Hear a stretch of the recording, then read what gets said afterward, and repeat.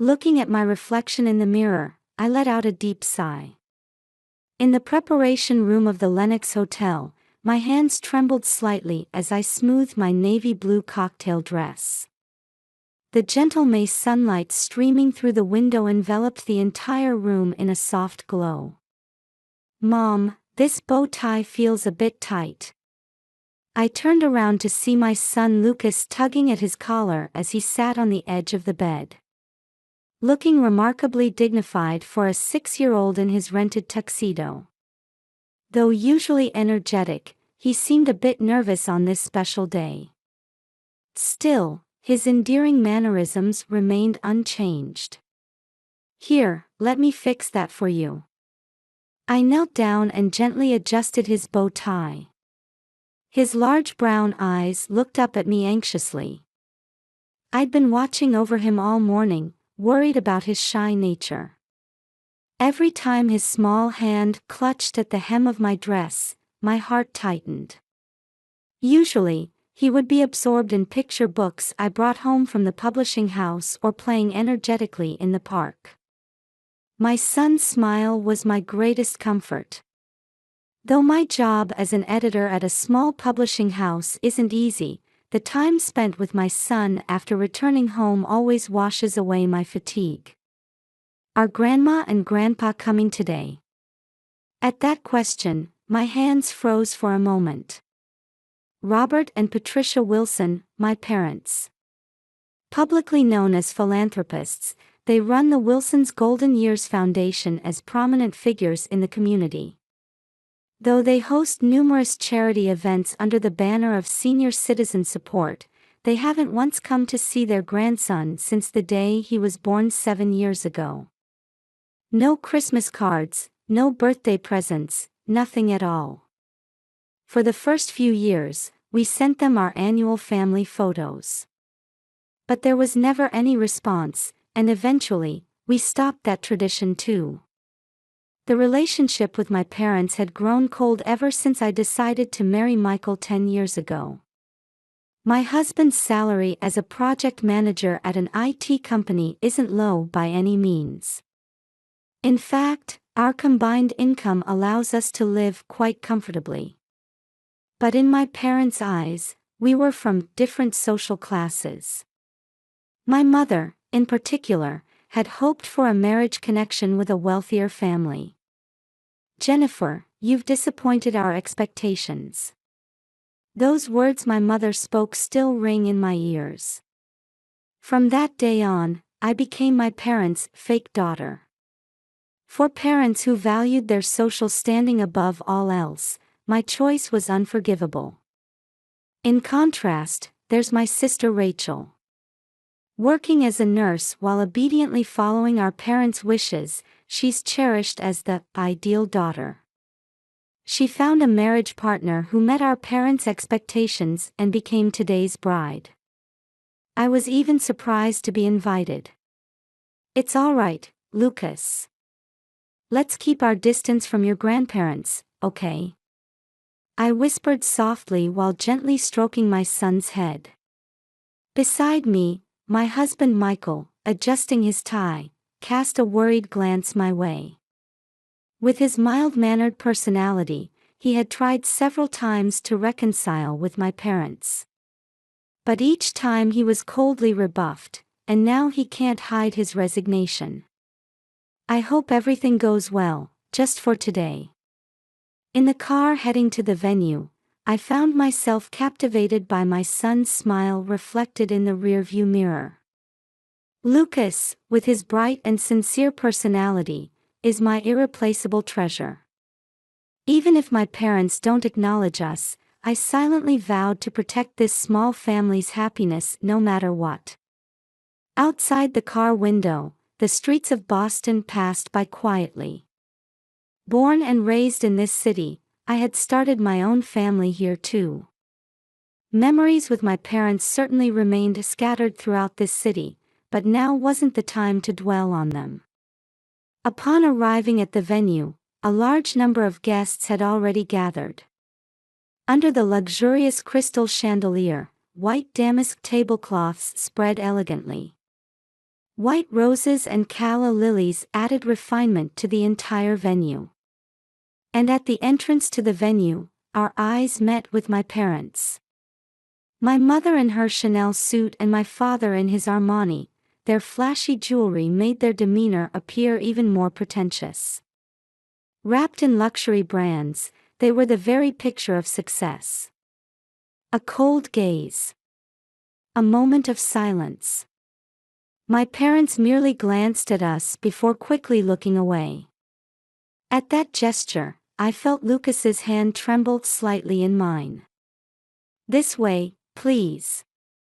The seats we were shown to by the venue staff were quite far from the main table. Holding Lucas's small hand tightly, we quietly took our seats. I felt anxiety slowly constricting my heart about how this wedding would unfold. I felt a slight relief at the place cards set on the table. At least we were far from my parents. At this distance, I could protect my son. Just as I thought this, I felt the atmosphere in the venue freeze for a moment. My sister Rachel had appeared in her pure white wedding dress. Rachel shone as beautifully as a movie heroine. The ceremony was conducted solemnly, and then the reception began. The sound of champagne corks popping echoed, and the golden bubbles of Veuve Clicquot were poured into crystal glasses. The venue, decorated with white roses and calla lilies, exuded an elegance unique to the upper class. The chandelier light elegantly illuminated the silver and tableware arranged on the tables.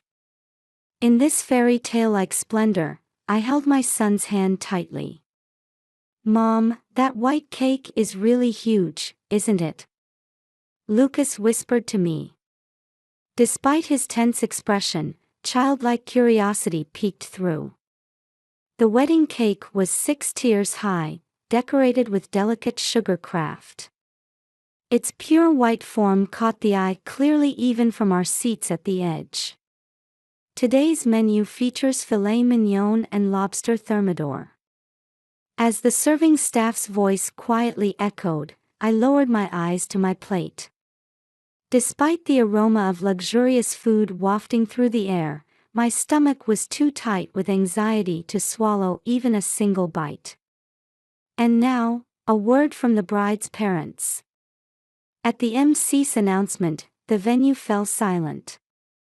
As I watched my parents stand up, I instinctively straightened my back. Mother was dressed in a top-of-the-line Chanel suit with a large diamond necklace at her throat. Her profile was as perfect as a mannequin displayed in a luxury boutique window. Father too was dressed in Armani's latest suit. Every movement seemed to proclaim their success. "Thank you all for gathering here today despite your busy schedules." Father's voice resonated through the venue via the microphone. His expression showed his usual dignified face as a philanthropist. The perfect smile of the representative of the Wilson's Golden Years Foundation. The guests in attendance directed respectful gazes toward him. "And today, we have prepared a special surprise for everyone." Mother's voice followed. At that moment, my heart leaped. I sensed something ominous behind my parents' smiles.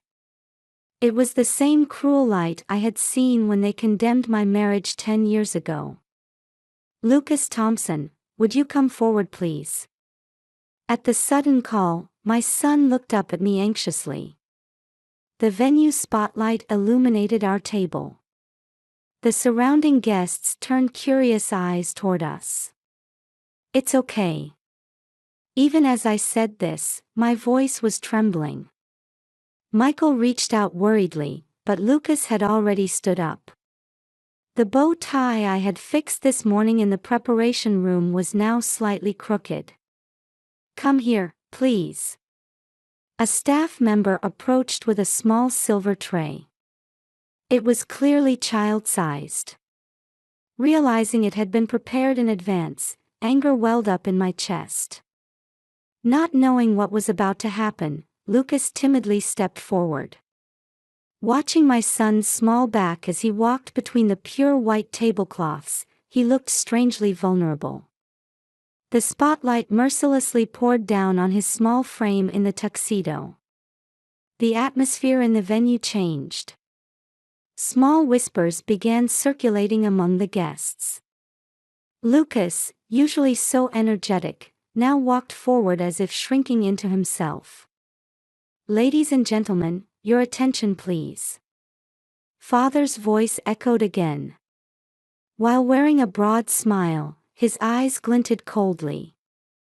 After adjusting the collar of his suit where an expensive fountain pen peeked from the breast pocket, he gripped the microphone again.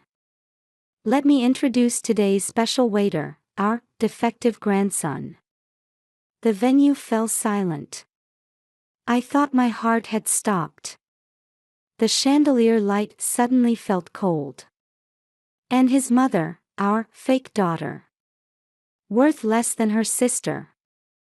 Mother's voice delivered the final blow. Her figure, adorned with flashy jewelry, radiated an elegance that was incongruous with the cruelty of her words. At that moment, inappropriate laughter leaked from somewhere in the venue. It gradually spread until the entire venue was filled with improper laughter. The guests wrapped in luxury brands were watching this cruel scene as if it were some sophisticated entertainment. My 6-year-old son stood there, head bowed, holding the small silver tray in both hands. I could see his shoulders trembling slightly. The formal wear we had prepared together that morning now seemed to wrap around his small body like heavy armor. "Lucas." I stood up reflexively. Michael gently grabbed my arm as I tried to rush to my son. His eyes told me to stay calm. But how could I stay calm? My beloved son was being made a laughingstock. The laughter in the venue continued to swirl like a whirlpool. While tilting their champagne glasses, the guests seemed to be enjoying our family's humiliation as if it were quality entertainment. Lucas's shoulders began to tremble even more. I could see his small hands desperately supporting the silver tray. He looked like a small tree trying desperately to hold its ground in a storm. That's when it happened. In a corner of the venue, a woman slowly stood up. Margaret Thompson, my mother-in-law. She maintained her usual composure. In a simple yet elegant navy blue dress, she stood with her back perfectly straight. Her expression was the very picture of calm. However, her eyes held a sharp light I had never seen before. "May I have a moment of your time, please?" Margaret's voice was surprisingly gentle. The inappropriate laughter that had filled the venue disappeared as if by magic. Under the chandelier light, her figure radiated a strange dignity. "I apologize, but I would like to say a few words." Her voice carried the quiet strength characteristic of a woman who had exposed numerous frauds as a former financial investigator. My mother-in-law strode forward in her navy blue dress and gave some instructions to the staff. Her attire, avoiding gaudy decorations, contrasted sharply with my parents' flashy appearance. "Could you please prepare the screen?"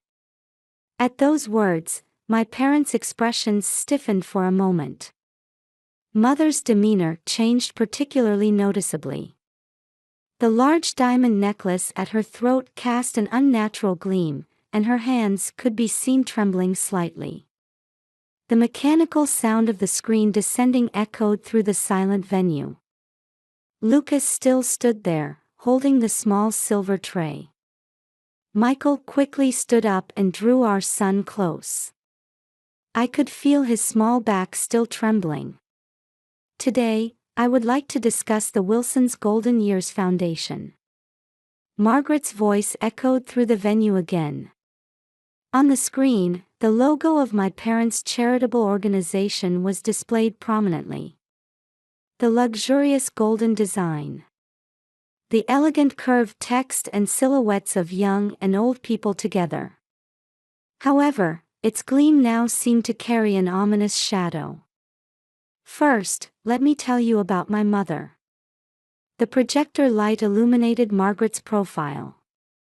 Her figure radiated a dignity like that of the goddess of justice. My mother, Eleanor Thompson, was one of this foundation's first victims. A small stir went through the venue.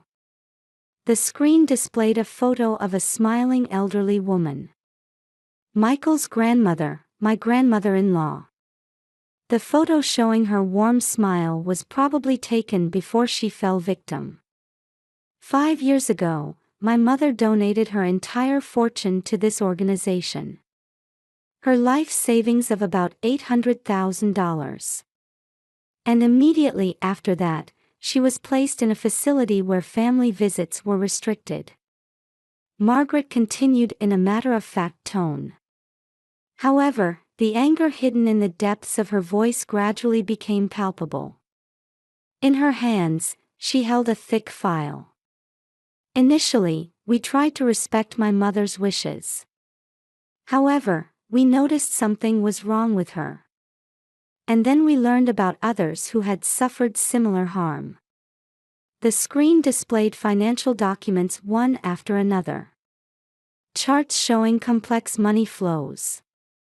Unusual transfers of funds. Everything had been analyzed from a professional perspective. Red arrows clearly indicated problematic transactions. Over these 5 years, I've conducted a thorough investigation using my experience as a former financial investigator. And one shocking fact after another came to light. The evidence was overwhelming. It showed how funds collected under the pretext of donations flowed through multiple accounts and ultimately into my parents' personal accounts. Records of luxury car purchases, overseas trips, extravagant shopping, everything had been funded from the donations. This is video testimony from one of the victims. The screen showed an elderly person. A man who had once been a successful businessman spoke in a trembling voice about his experience. How he was made to donate his entire fortune and then essentially imprisoned in a facility. The venue listened in breathless silence to his testimony. And these are the bank transaction records. Margaret presented one piece of decisive evidence after another. Transaction histories, signed documents, records showing treatment at the facilities. Everything had been meticulously recorded and organized. My parents' expressions changed visibly. Large drops of sweat appeared on my father's forehead, and my mother's fingertips trembled uncontrollably. Their figures wrapped in luxury brands now looked pitifully small. The Chanel suit and Armani attire were no longer dignified clothing, but mere ostentation. The total estimated damages exceed $5 million. The number of confirmed victims is at least 15. Most of them lost all their retirement funds. Margaret's calm voice froze the venue. The faces of the guests who had been laughing at my parents' cruel joke earlier had now turned pale. And many of the victims are captured in photographs like these. The screen displayed photos of smiling elderly people one after another. Some showed them with my parents. These photos, taken ostensibly as records of charitable activities, now served as undeniable evidence against my parents. The police have already been notified. Almost simultaneously with those words, uniformed police officers appeared at the venue entrance. My parents stood frozen in place. The microphone fell from my father's hand, making a dull sound on the carpet. The venue instantly became chaotic. Cries of surprise rose from among the guests, and the sound of champagne glasses being dropped echoed. Golden liquid stained the pure white tablecloths. The expressions of those who had been indulging in inappropriate laughter moments ago were now filled with fear and confusion. And one more thing. Margaret added this final point. Her voice carried an emotion unlike any before. Those who insult their grandson and hurt their family have no right to protect the elderly. At that moment, I felt tears involuntarily spill from my eyes. In Michael's arms, Lucas finally raised his face. The fear was no longer present in his small eyes. Instead, they held a light of relief. The police officers quietly approached. A heavy tension filled the wedding venue's elegant space. "Mr. Robert Wilson, Mrs. Patricia Wilson, would you cooperate with our voluntary questioning?" The police officer's voice was extremely polite. However, there was intensity in his gaze. It was evident that the evidence displayed on the screen had already been analyzed in detail by the police. "This must be some mistake." Father's voice trembled. Cold sweat could be seen seeping through his Armani suit. "We were conducting legitimate charitable activities." Mother's words were cut off by Margaret's calm voice. "Just the Eleanor Thompson case alone constitutes charges of fraud and unlawful confinement. The same applies to the other victims." New materials were displayed on the screen. Charts showing total damages, lists of victims, and detailed methods of the crimes. Everything had been meticulously recorded. First, they identified wealthy elderly people and encouraged them to participate in charitable activities. The detective began explaining. His voice echoed throughout the venue. Next, they played on fears about retirement and encouraged full donation to the foundation. After the donation, victims were placed in facilities and their contact with the outside world was restricted. A diagram of the criminal process was displayed largely on the screen. It looked like a perfectly calculated business plan. "Why did you do such things?" Rachel's trembling voice could be heard. My sister's face, wrapped in her pure white wedding dress, had turned pale. She too had just learned the true nature of our parents. "Appearances," Father suddenly muttered. His voice no longer held any dignity or arrogance. "Social status, fame, the envy of others. Everything was for the sake of appearances." The confession began. The darkness in my parents' hearts gradually came to light. We wanted to maintain the image of a perfect family. We wanted to be seen as more successful than anyone else. For that, Mother's makeup began to streak with tears. The diamond necklace at her Chanel suit collar gleamed emptily. "For the sake of our pretend lifestyle, how many people have we hurt?" At Father's words, the entire venue fell silent. Small sighs escaped from among the guests wrapped in luxury brands. Many of them were people who had envied my parents' luxurious lifestyle. Jennifer, Michael, and Lucas. Mother turned toward our family. For the first time, genuine regret appeared in her eyes. "I'm truly sorry for hurting and insulting you." At those words, Lucas trembled slightly. In Michael's arms, our son remained silent, head bowed. Rachel staggered toward me. "I didn't know anything." "But that's no excuse." Large tears spilled from my sister's eyes. "I went along with our parents and participated in hurting your family. I'm so very sorry." At that moment, I felt something melting in my heart. 10 years' worth of hatred and anger gradually softened in the face of my sister's sincere apology. Auntie." Suddenly, Lucas called out in a small voice. Rachel looked at her nephew with tear-filled eyes. I'm sorry I ruined your wedding." At those innocent words, Rachel let out a sob. "No, Lucas. I'm the one who should be sorry." My sister knelt down to meet her nephew's eyes. Her pure white dress spread wide on the floor. "From now on, I hope we can be a real family." At those words, Lucas gave a small nod. For the first time, a small smile appeared on his lips. However, this warm moment was brief.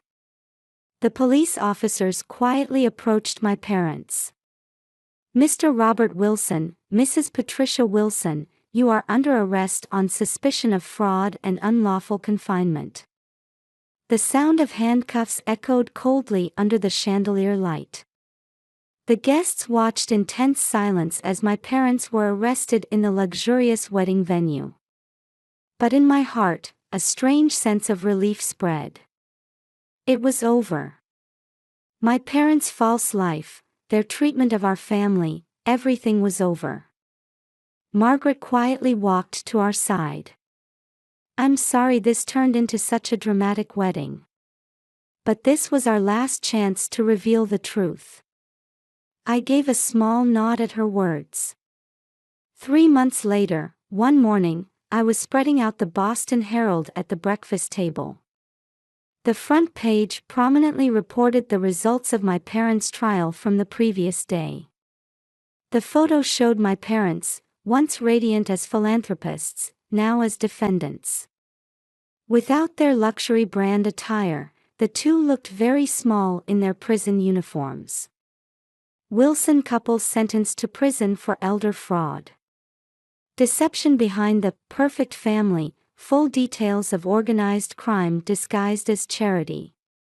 The article detailed the case meticulously. Their obsession with maintaining upper-class appearances, their fixation on the illusion of a perfect family, and their establishment of social status through charitable work. The truth hidden beneath the glamorous exterior was revealed in full. The sentence was 15 years in prison. Additionally, a restitution order of $5 million was issued. Their social credibility completely collapsed, and everything my parents had built over the years crumbled like a castle made of sand.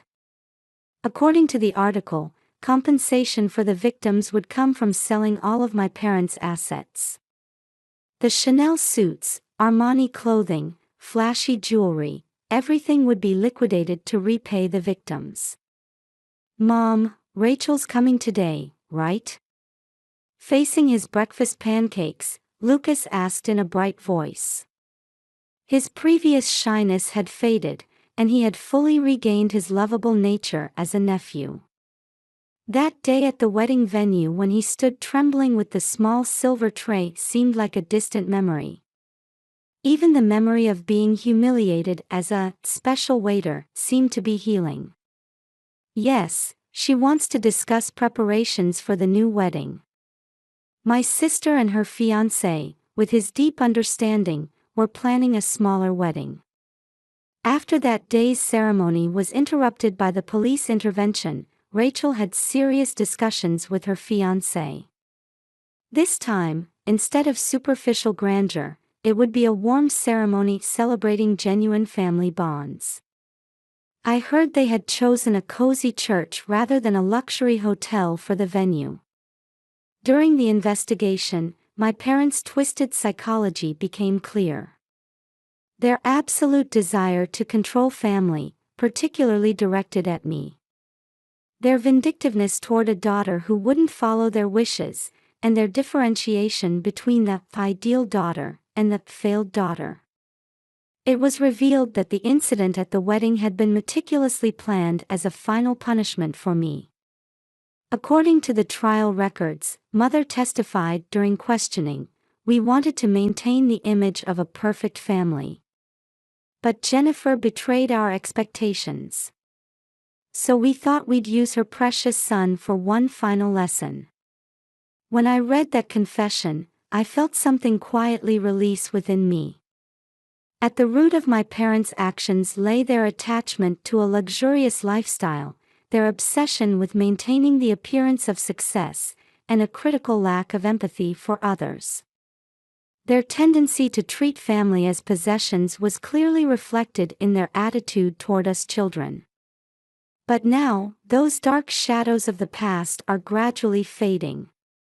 Margaret's courageous action not only restored the victims' lives but also brought our family a new beginning. My mother-in-law's calm judgment and decisive action saved many people's lives. "Hey, Mom." While carefully pouring maple syrup on his pancakes, Lucas looked up at me with a thoughtful expression. "Will Grandpa and Grandma ever get out?" At that innocent question, I momentarily struggled for words. But this too was part of the reality we needed to face. Well, 15 years is a long time, but that gives us time to think too. I'm sure Grandpa and Grandma are realizing their mistakes," I answered while gently stroking my son's head. Indeed, in their final court appearance, genuine regret seemed visible on my parents' faces. Mother, in particular, appeared to be repeating unspoken words several times while looking at Lucas and me. The doorbell rang, announcing Rachel's arrival. There was no more awkwardness or embarrassment like before. My sister now stood before us as her true self. She too had been liberated from our parents' control and had regained her authenticity. "Good morning, sis," Lucas. That smile held no more pretense. The aroma of Margaret's homemade apple pie wafted across the table.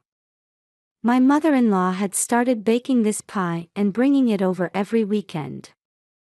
It had become more than just a dessert, it was a symbol of our bond. "Auntie, will you show me the wedding photos today?" Lucas happily ran to my sister. Rachel embraced her nephew tenderly while taking out the album from her new wedding last weekend.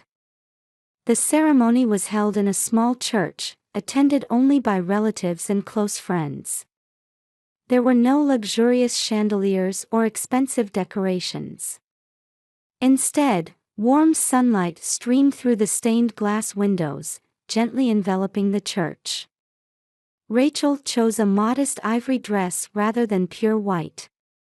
Lucas proudly participated as the ring bearer this time. And I, as my sister's attendant, could genuinely offer words of blessing. "Look, here's Lucas carrying the rings." The photo in the album shows Lucas walking proudly, carrying a small cushion with the rings. Gone was the sad expression from that day. His image tenderly holding the precious rings in both hands, rather than a silver tray, was truly radiant. Margaret looks lovely in this photo too. My mother-in-law attended the ceremony in her modest navy blue dress. Her presence had become a saving light for our family. In her gentle smile in the photograph, I saw sure hope for our new life. This is our new family form. Though lacking superficial glamour, there are genuine bonds connected by real affection here. The life adorned with luxury brands has ended, replaced by days filled with heartfelt warmth. Outside the window, the fresh May breeze rustled through the trees. The wounds in our hearts are surely healing. And surely, our future life will be filled with new hope. Even if there's sometimes pain, we'll keep moving forward. That's our new resolve, having overcome this ordeal.